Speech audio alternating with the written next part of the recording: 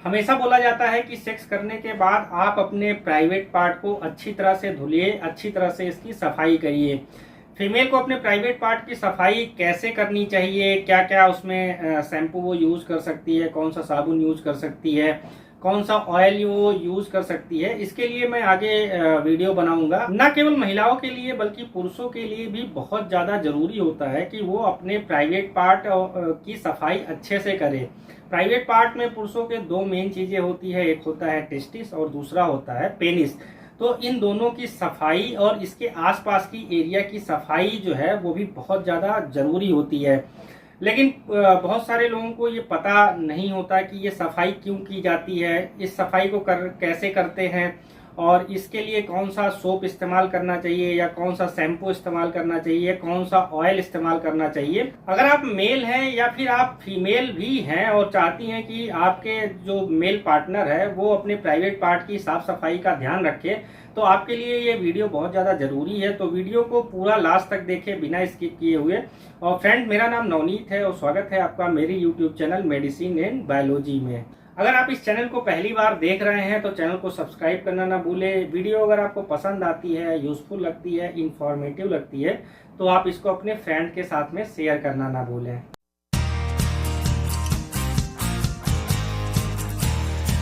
चलिए अब क्लीनिंग की बात कर लेते हैं। तो खासकर वो मेल जो बहुत ज़्यादा फिजिकल वर्क करते हैं, वो उनका ज़्यादातर एक्टिविटी जो होता है वो आउटडोर होता है। इसके अलावा बहुत सारे पुरुष ऐसे होते हैं जो रेगुलर जिम जाते हैं। बहुत सारे पुरुष ऐसे होते हैं जिनको पसीना बहुत आता है और कुछ पुरुष ऐसे होते हैं जो रेगुलर सेक्स में इन्वॉल्व होते हैं और खासकर वो ओरल सेक्स में इन्वॉल्व होते हैं। बहुत सारे पुरुष ऐसे हैं जो कि रेगुलर मास्टरबेट करते हैं और मास्टरबेट में वो लुब्रिकेशन के लिए बहुत सारे तरह तरह के ऑयल्स का इस्तेमाल करते हैं। तो ऐसे सारे लोग जो इस तरह की एक्टिविटी में इन्वॉल्व होते हैं उनके लिए क्लीनिंग जो है वो बहुत ज़्यादा ज़रूरी है।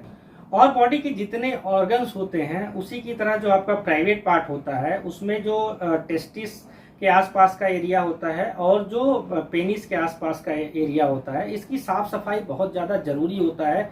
ये भी एक बहुत ही ज़्यादा इम्पॉर्टेंट रोल प्ले करता है आपकी बॉडी में। अगर आप इसकी साफ सफाई का ध्यान नहीं रखेंगे तो चांसेस होते हैं कि आपको इन्फेक्शन इस एरिया में हो जाए और इन्फेक्शन की वजह से आपको फिर कई तरह की परेशानियों का सामना करना पड़ सकता है। आपको सेक्सुअली ट्रांसमिटेड डिसीज होने के बहुत ज़्यादा चांसेस होते हैं। अगर इस एरिया में आपको इन्फेक्शन होता है तो ना केवल आपको सेक्स करने में अपने पार्टनर के साथ में प्रॉब्लम होगी, बल्कि जो आपका यूरिनरी सिस्टम है, यूरिनरी सिस्टम में इन्फेक्शन होने की वजह से फिर आपको पेशाब करने में दिक्कत होगी, आपकी पेशाब करने में जलन होगी, पेशाब रुक रुक के होगी।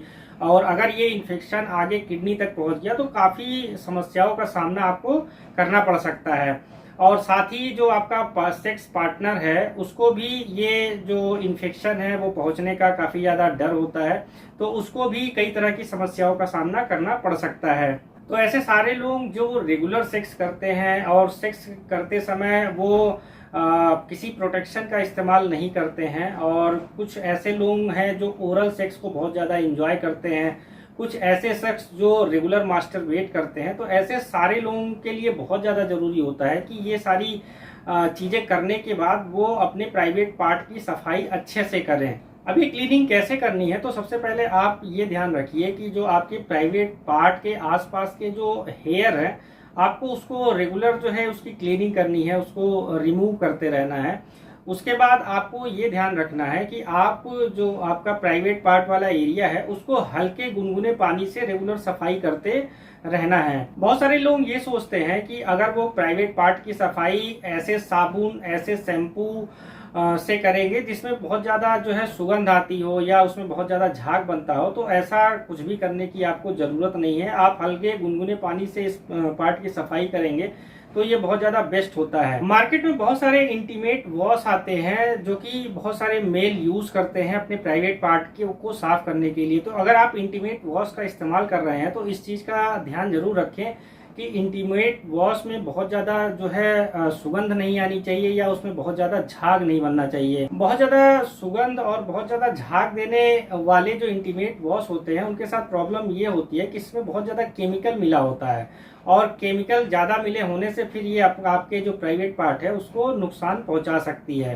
तो इस चीज़ का आप ध्यान जरूर रखें। हाइजीन का बहुत बड़ा रिलेशन होता है आपके नीचे के बालों से। तो आप चाहे मेल हो या फीमेल हो, अगर आपके नीचे के बाल बहुत ज़्यादा बढ़े हुए हैं और ये बाल जो है स्मेली है, इनसे स्मेल्स भी आते हैं, आप रेगुलर सुबह सुबह बहुत अच्छे से अपने प्राइवेट पार्ट की सफाई करते हैं, अपनी सफाई करते हैं, लेकिन शाम होते होते इन बालों में से स्मेल आने लगती है, तो आपको चाहिए कि आप इन बालों को रेगुलर जो है रिमूव करते रहें। पेनिस के साफ सफाई की भी बात कर लेते हैं। तो आप इसको 2 पार्ट में डिवाइड कर सकते हैं फोर स्किन के बेस पर।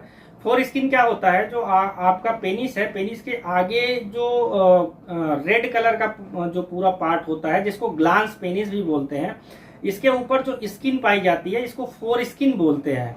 तो फोर स्किन अगर पूरी तरह से पीछे हो रही है तो इसको सरकमसाइज्ड पेनिस बोलते हैं, और अगर ये जो ऊपर का फोर स्किन है वो पूरी तरह से पीछे नहीं जा रहा है और उसके पोर्स जो है पूरी तरह से खुल नहीं रहे हैं, इसको बोला जाता है अनसर्कमस्टाइज्ड पेनिस। ग्लांस पेनिस की सफाई करना इसलिए बहुत ज्यादा जरूरी होता है क्योंकि अगर आप इसकी सफाई नहीं करोगे तो फिर इसमें इन्फेक्शन हो जाएगा और आपके ग्लांस पेनिस में सूजन आ सकती है, जिसको साइंस की भाषा में बालनिटिस बोलते हैं। और अगर ये इन्फेक्शन पीछे की स्किन तक बढ़ गया तो इसको प्रोस्टाइटिस बोला जाता है।